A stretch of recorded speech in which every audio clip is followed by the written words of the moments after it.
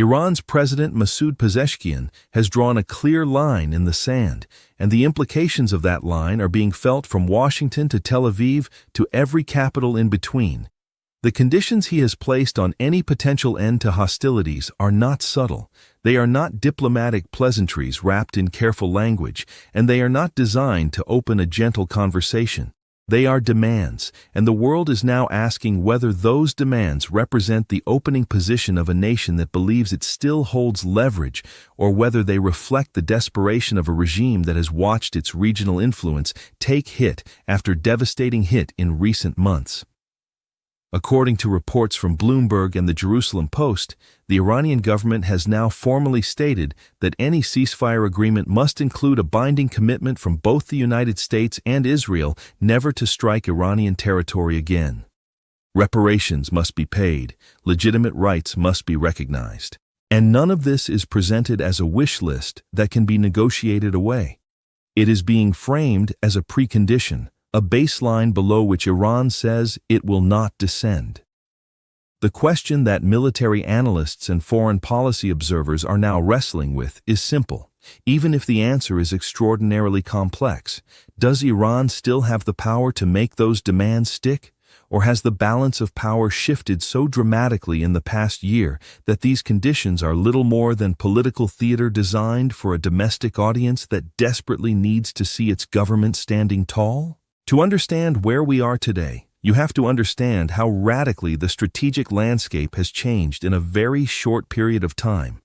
12 months ago, Iran was the undisputed center of gravity for what its leadership proudly called the axis of resistance. Hezbollah in Lebanon was the most powerful non-state military actor in the Middle East, armed with a staggering arsenal of precision rockets and deeply embedded in Lebanese society and politics. Hamas in Gaza had just executed the deadliest single-day attack against Israeli civilians in decades, triggering a war that reshaped the region. The Houthi movement in Yemen was lobbing missiles and drones at commercial shipping in the Red Sea and at Israeli territory with a frequency that stunned global markets. Syria, under Bashar al-Assad, long a transit corridor for Iranian weapons flowing toward Hezbollah, was still standing. Iran itself had responded to Israeli strikes on its proxies with direct ballistic missile and drone attacks on Israeli territory in April and October of 2024, both events that represented something genuinely unprecedented, a nation-state directly attacking another nation-state across open airspace with hundreds of projectiles. The world held its breath both times. And then, in the space of a few months, almost everything changed. Hezbollah suffered catastrophic losses. Its top leadership was killed in a series of precision strikes that analysts described as one of the most effective decapitation campaigns in modern military history. Its missile stockpiles were depleted.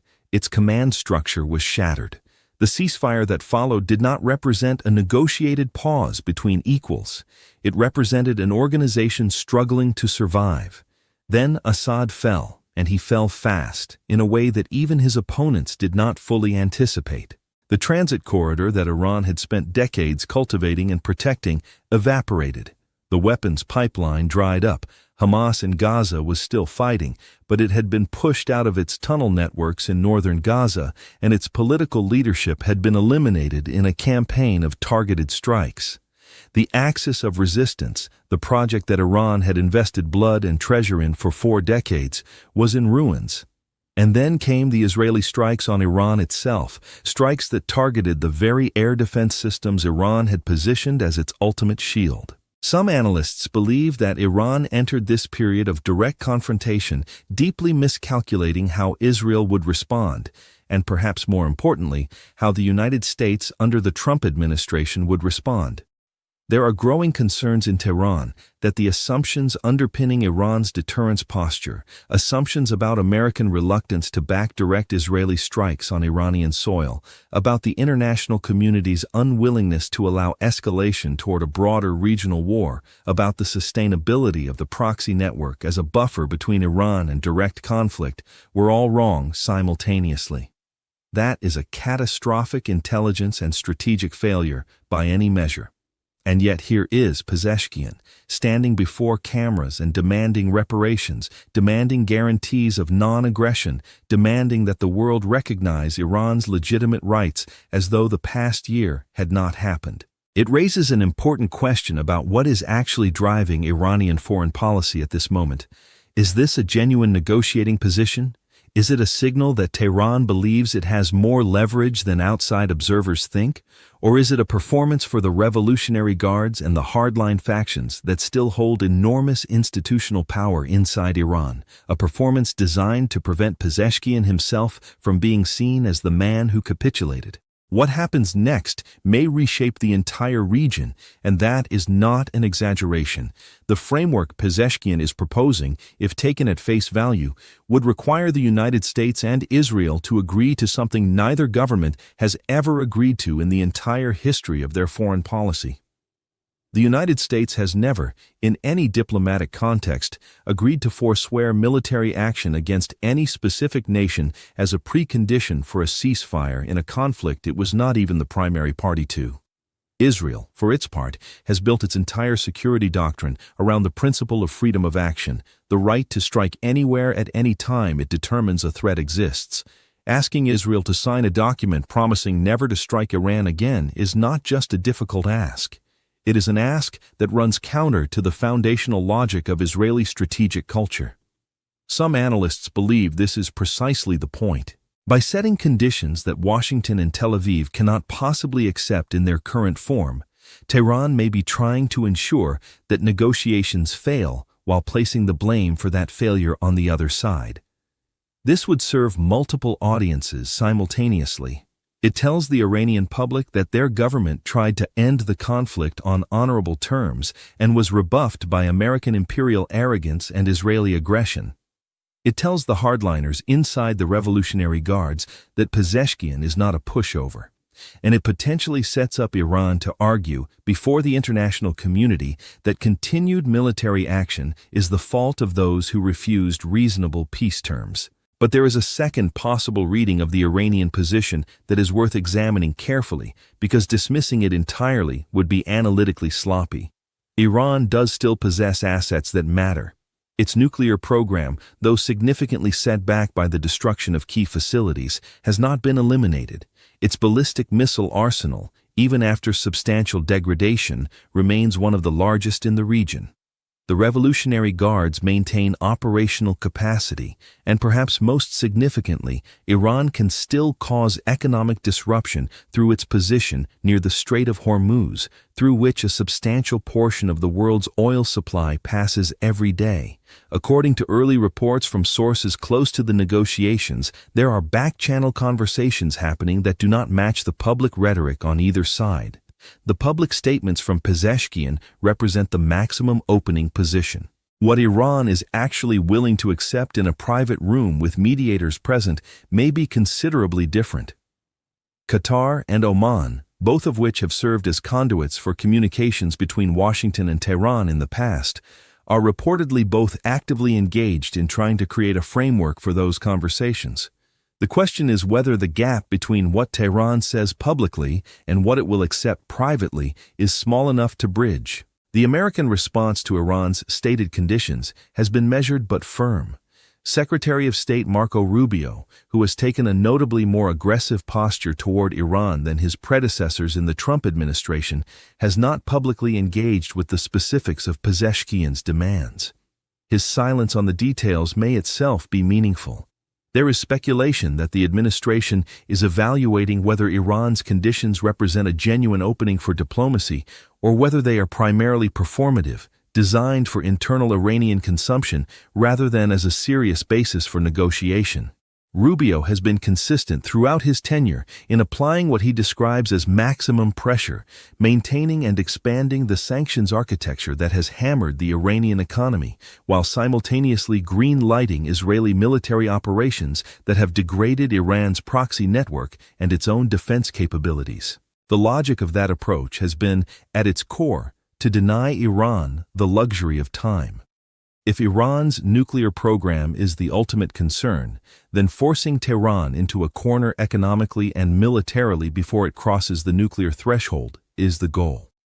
Pezeshkian's ceasefire demands, viewed through this lens, may actually be a sign that the pressure is working, that Iran is feeling squeezed enough to want some kind of off-ramp, even if the publicly stated terms for that off-ramp are far from what Washington can accept. Now let us examine the three scenarios that analysts believe are most likely to play out over the coming weeks and months, because the range of possible outcomes here is genuinely wide, and each carries profoundly different implications for the entire Middle East, for global energy markets, and for American strategic positioning in the region.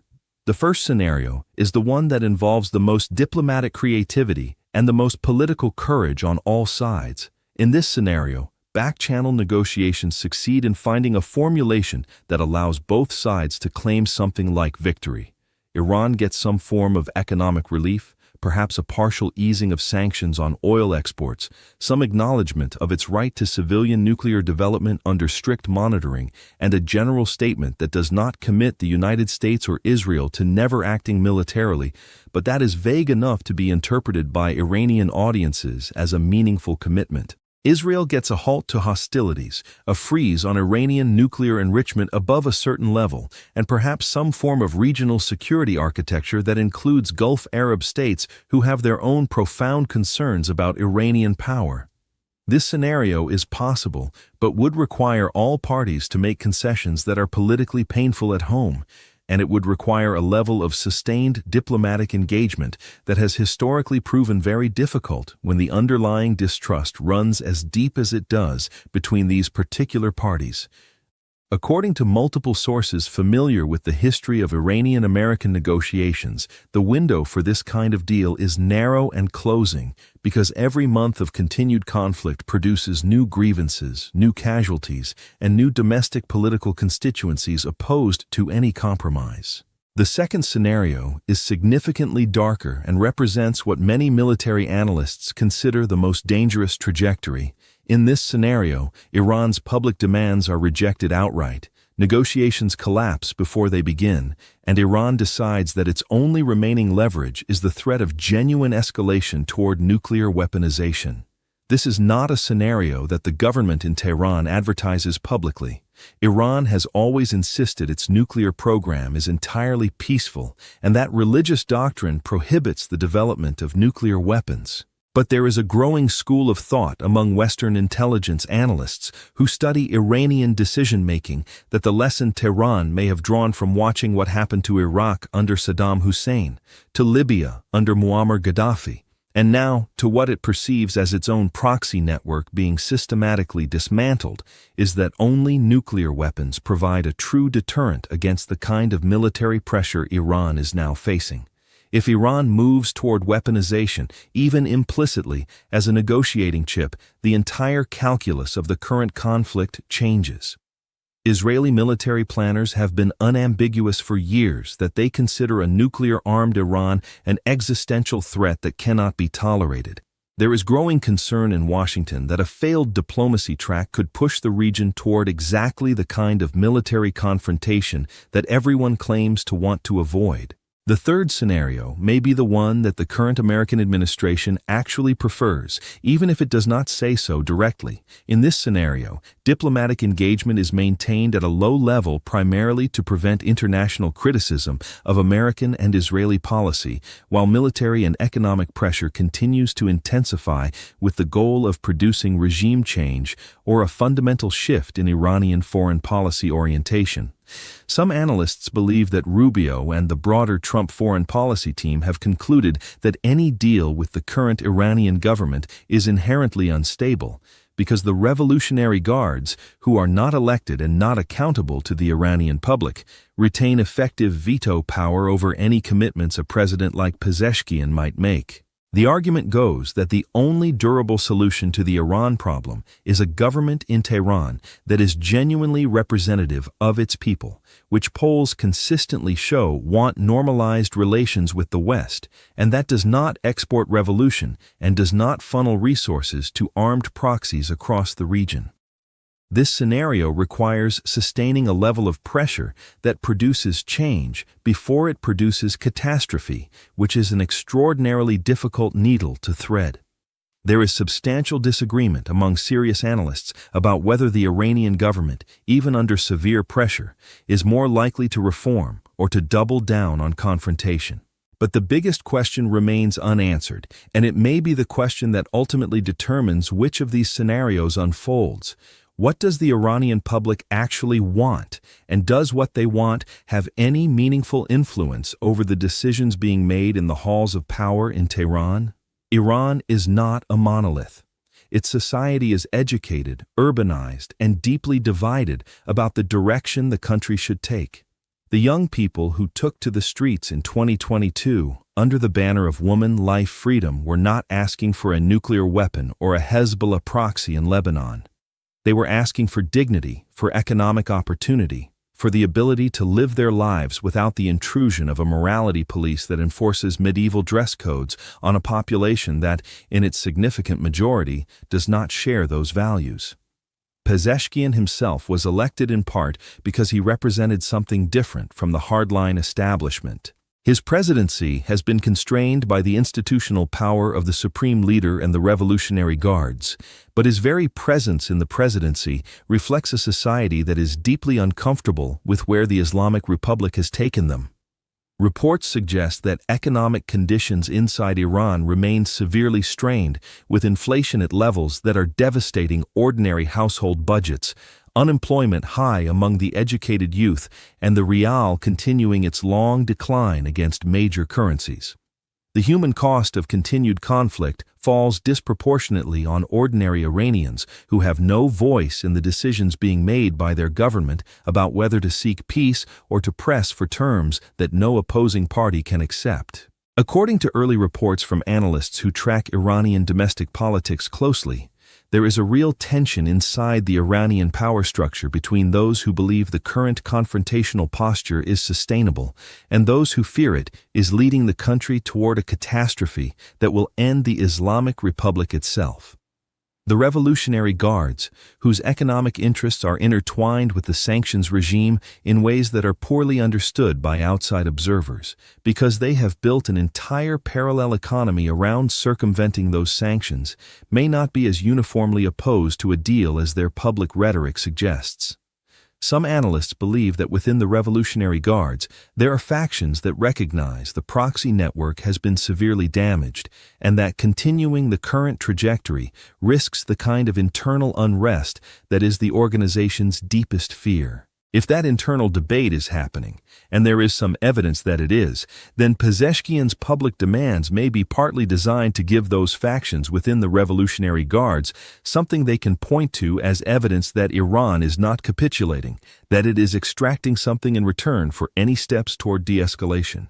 The international community's response to Iran's ceasefire conditions has been divided in ways that reflect the broader fragmentation of global order. European governments, many of whom were architects of the original nuclear deal known as the Joint Comprehensive Plan of Action, and who have been deeply unhappy with the trajectory of events since the United States withdrew from that agreement in 2018, have been cautious in their public statements. They have called for diplomacy without explicitly endorsing Iran's specific demands, recognizing both the political impossibility of those demands in their current form and the genuine danger of a region-wide war that would have direct economic and security consequences for Europe. China and Russia, both of which have developed closer ties with Tehran as Western pressure has intensified, have been more sympathetic to the Iranian position in their public statements, but analysts are skeptical that either Beijing or Moscow has the willingness to provide Iran with the kind of backing that would actually change the military balance on the ground. China's relationship with Iran is primarily economic, built around purchasing Iranian oil at discounted prices, and Beijing has shown no appetite for the kind of direct confrontation with Washington that genuine military support for Iran would entail. What makes this particular moment so genuinely consequential is that the decisions being made now, the decisions by Pezeshkian about whether to hold to his stated conditions or to signal flexibility, The decisions by the American administration about whether to engage seriously with the diplomacy track or to continue the pressure campaign, the decisions by Israel about whether a ceasefire serves its security interests or whether continued military operations are preferable, will determine not just the immediate trajectory of the conflict, but the regional architecture for a generation. The Middle East has been in a state of managed instability for decades, with the great powers and regional actors all operating on the assumption that the situation could be kept below the threshold of catastrophic escalation.